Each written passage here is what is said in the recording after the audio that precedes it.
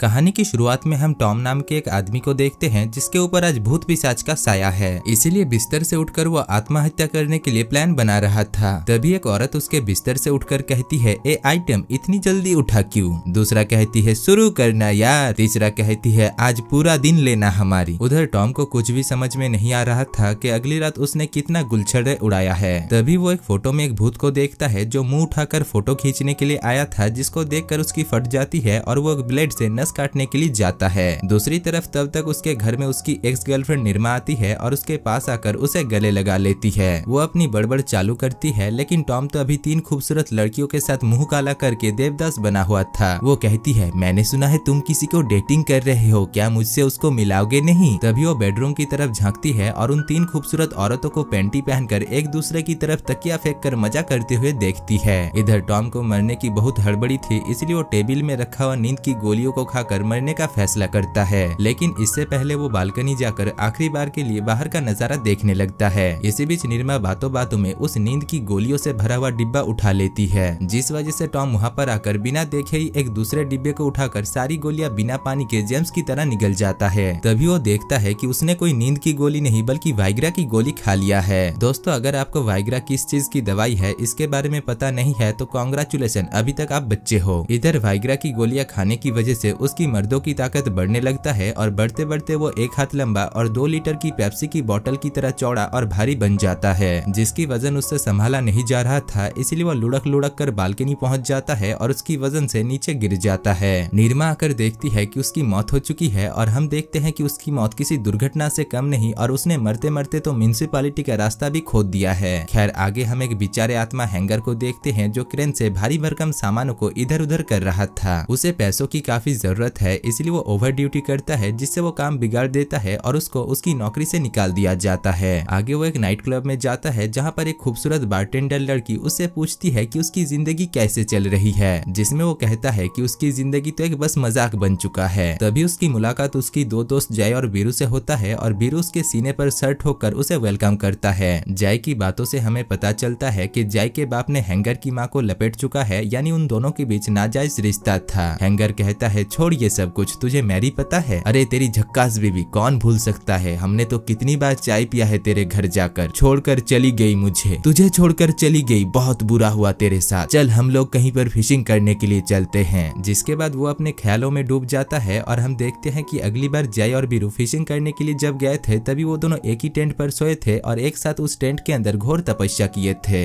इधर जय उस नाइट क्लब में बीरू को सूंघता है और काला झींगा कहता है, यानी वो बीरू का काला झींगा लेना चाहता है। खैर, उनकी हरकतों को देखकर हैंगर को उनके ऊपर शक होता है और वो वहाँ से निकल लेता है। आगे वो अपनी एक्स बीवी के साथ मिलता है जिसके साथ उसकी तलाक हो चुका है। वो कहती है कि वो अभी रंगरलिया मनाने के लिए दूसरी शादी करने वाली है और उसके पति अमेरिका में एक जाने माने बिजनेसमैन है। साथ ही साथ वो उसे उन दोनों के मेहनत से पैदा हुए बच्चे को भी देकर जाती है। हैंगर उन दोनों से मिलकर काफी खुश होता है। तभी उसे पता चलता है कि वो दोनों उसका बच्चा नहीं बल्कि पड़ोसी के बच्चे है और उसका बच्चा कार के अंदर है, यानी हैंगर को उसके बच्चे की शकल तक याद नहीं। खैर, वो बाप का फर्ज अदा करने के लिए अपने बेटे और बेटी को लेकर वहाँ से चला जाता है। इसके बाद हम एक बुढ़ी के डॉक्टर कोगी को देखते हैं, जिसके पास एक हॉस्पिटल स्टाफ आकर कहती है, डॉक्टर हमें मिस्टर लॉरेंस के लिए एक नई नर्स ढूंढना होगा। फिर से उस औरत के लिए रोज रोज नया आदमी कहाँ मिल सकता है? पिछली वाली लड़की का क्या हुआ? तभी वो देखता है कि पिछली वाली लड़की के मुंह का हालत ऐसा हो गया था जैसे कि उसके मुंह के ऊपर न्यूक्लियर बम गिराया गया हो और सभी ऑफिस के स्टाफ उसके मुंह के गम से लिफाफे को चिपका रहे थे। इसी बीच वहाँ पर इंटरव्यू देने के लिए निर्मा आती है। देखिए सर, मैं यहाँ पर नौकरी की तलाश में आई हूँ। तभी वो उस लड़की को देख लेती है जो अपने फटे हुए मुंह से कॉफी पी रही थी, जिसको देखकर वो काफी डर जाती है। डॉक्टर कोगी उसे समझाकर कहते हैं, उसकी तरफ ध्यान मत दो, वो तो बस बाथरूम से फिसल कर गिर गई थी, लेकिन तुम काफी होनहार हो तो काम आज से ही तुम्हें शुरू करना होगा। जिसके बाद वो उसे बिना इंटरव्यू दिए ही काम पर रख लेता है। अब उसे मिसेस लॉरेंस की ध्यान रखने के लिए उसके घर पर लेकर जाया जाता है, जो कि अभी एक भूतिया घर बन चुका है। अंदर जाते ही उसकी फट जाती है और उसे एक रूम के अंदर से बिस्तर की हिलने की आवाज सुनाई देती है, जैसे कि कोई अंदर पलंग तोड़ रहा है। जब वो दरवाजा खोलती है तभी मिसेस लॉरेंस उसका पैर पकड़ लेती है, जिससे वो काफी डर जाती है और उसे वहाँ से उठाकर बिस्तर में लेकर जाने लगती है। तभी वहाँ पर डॉक्टर कोगी आकर निर्मा से कहते हैं, मिसेस लॉरेंस को मिर्गी का दौरा है और साथ ही साथ वो पैरालाइज भी है, इसलिए आज से तुम्हें इनकी देखभाल और इनकी टट्टियों को साफ करना होगा। जिसके बाद वो दोनों मिलकर उसे उठाकर बेड पर पटक देते हैं और डॉक्टर कोगी निर्मा को घर दिखाने के लिए लेकर जाते हैं। घर के अंदर कई सारी अजीब अजीब हरकतें हो रही थी, जैसे कि उस घर के अंदर कोई भूत पिशाच का साया हो। डॉक्टर कोगी देखते हैं कि वहाँ पर हवा में झांटों के बाल उड़ रहा था, इसलिए वो उन बालों को नीचे उतारने लगता है। बाथरूम का पानी खून से भरा हुआ था, इसलिए वो उसे साफ करने लगता है। तभी वहाँ पर एक बच्चा जॉनसन्स बेबी पाउडर लगाकर निकलता है, जो कि असल में एक भूत है। डॉक्टर कोगी उस भूत को पानी में डुबोकर मारने की कोशिश करते हैं, लेकिन वो भूत का बच्चा मरता ही नहीं साला। इधर निरमा भी बाथरूम के अंदर आ रही थी, इसलिए डॉक्टर कोगी अपने कपड़े उतारकर उस भूत के बच्चे के मुंह के ऊपर बैठ जाते हैं। निरमा आकर जब उन्हें बाथटब में नंगा देखती है तो वो कहता है कि वो कई दिनों से नहाया नहीं था, इसलिए आज नहा लिया। जिसके बाद निरमा इस काम को करने के लिए तैयार हो जाती है। बाहर हम हैंगर को देखते हैं, जो अपने बेटे और बेटी के साथ उस भूतिया घर के बाजू में ही एक 2 BHK का फ्लैट किराए पर लेता है। यहाँ पर हमें पता चलता है कि उसके बच्चे उसे अपना पिता नहीं मानते, क्योंकि उसने पैदा होने से लेकर अभी तक उन्हें कुछ भी नहीं दिया। वो लोग जब बाहर कैच कैच खेल रहे थे, तभी हैंगर जोर से बॉल को फेंकता है, जो कि सीधा निरमा के मुंह पर जाकर लगता है और निरमा वहीं पर ही गिर जाती है। हैंगर भागकर उसके पास जाता है। उधर निरमा अपनी आंखों से कुछ भी नहीं देख पा रही थी और चारों तरफ सिर्फ कोहरा ही कोहरा देख पा रही थी, जो कि उसके मुंह पर एक टॉयलेट पेपर ढकने की वजह से हुई थी। हैंगर उस टॉयलेट पेपर को हटाता है और उसे उठाता है, जिसके बाद वो दोनों एक दूसरे से बात करते हैं और एक दूसरे का फेसबुक, इंस्टा और व्हाट्सएप नंबर लेते हैं। निरमा कहती है कि वो मिसेस लॉरेंस की देखभाल करने के लिए आई है और उसे अभी बहुत काम है। जिसके बाद वो अपनी बकबक चालू करती है और वहीं दूसरी तरफ हैंगर उसकी बकबक सुनकर उसके प्यार में दीवाना हो जाता है। रात में जब वो थक हार कर शावर ले रही थी, तभी एक हफ्सी भूत उसकी तन बदन को छूने लगता है, यहाँ तक कि वो उसकी सेविंग भी कर देता है। साला मुझे तो लगता है कि यह भूत कोई नाई का बच्चा होगा। खैर, इन सब से निरमा की फटकर 464 हो जाती है और वो इसकी तहकीकात करने के लिए बाथरूम से निकलती है। बाहर वो एक भूत के बच्चे को सीढ़ी से लुढ़क लुढ़क कर नीचे गिरते हुए देखता है। जिसके बाद वो मिसेस लॉरेंस को साफ करने के लिए जाती है और उससे पूछताछ करती है, लेकिन मिसेस लॉरेंस के मुंह से सिर्फ एक ही सुर निकल रही थी।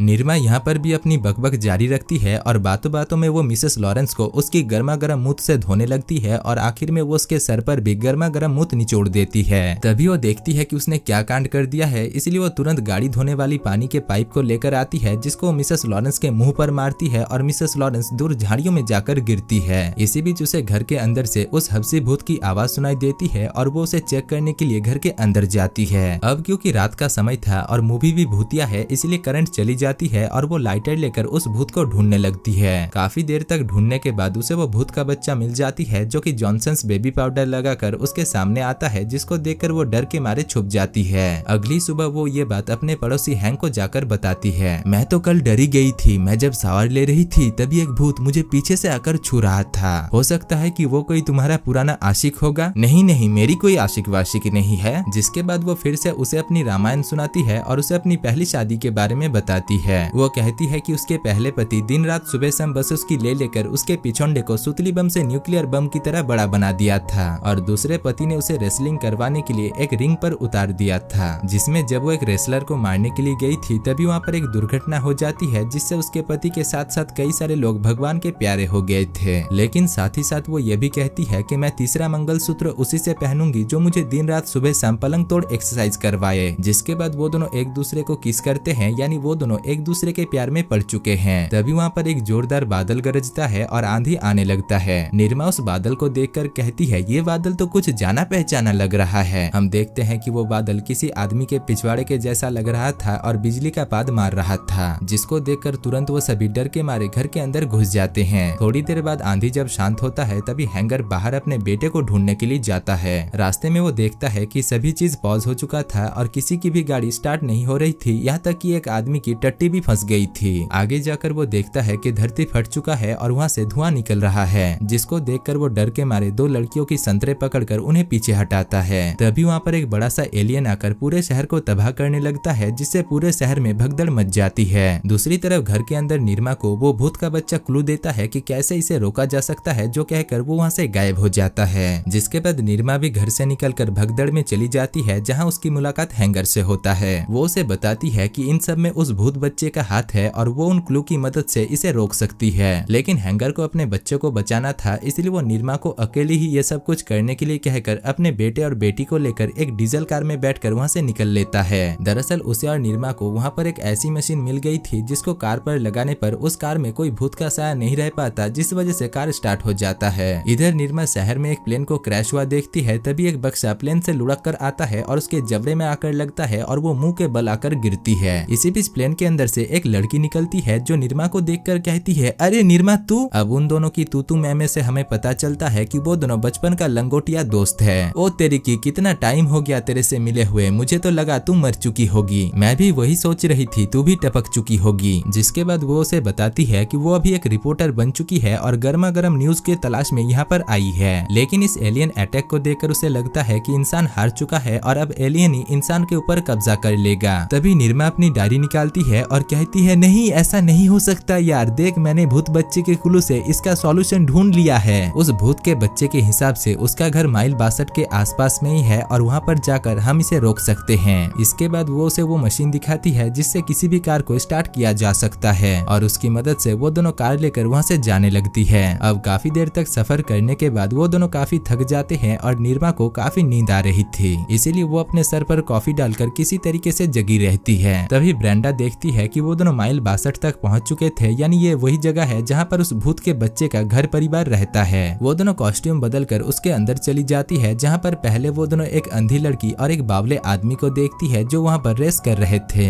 जिसके बाद उस सोसाइटी के सभी लोगों को सुअर के टट्टों से बनाया हुआ बर्गर खाने के लिए दिया जाता है। इधर वो दोनों जब इन सब कुछ की निगरानी कर रही थी, तभी उन्हें दो येलो हुडी पहना हुआ आदमी पकड़ लेते हैं। अंधी लड़की डंडा घुमाकर कॉलोनी के सरपंच के पास आकर उन्हें यह खबर देती है। सरपंच उन दोनों के पास जाकर पूछते हैं, कौन हो तुम लोग, यहाँ पर हमारे ऊपर क्यों निगरानी कर रही हो। निर्मा उन्हें समझाने की कोशिश करती है कि उसे उनका पता उस भूत के बच्चे ने बताया था, लेकिन वो लोग उसकी बात ना सुनकर ही उसे उनके कोर्ट में लेकर जाते हैं। वहाँ पर वो बावला आदमी निर्मा को पटाने की कोशिश करता है और उसके हाथ को उठाकर उसके कांख के गंद को चाटने लगता है। दूसरी तरफ ब्रेंडा भी वहाँ पर एक लड़के को पटा लेती है, जिससे वो लड़का उनका सपोर्ट करता है और सरपंच से कहता है, सरपंच जी ये लोग हमारे मेहमान है और मेहमान अतिथि देवो भव, इसीलिए हमें इनकी वेलकम करनी चाहिए। तभी उस मीटिंग हॉल में वो अंधी लड़की आ जाती है और अपने कपड़े और फिर वो अपनी कच्ची उतारकर एक ताबूत को खोलकर उसमें टरटराकर हगना शुरू कर देती है। दरअसल वो दिमाग से पैदल और आंखों से अंधी है, इसलिए वो मीटिंग हॉल को ही बाथरूम समझकर पूरा हग देती है।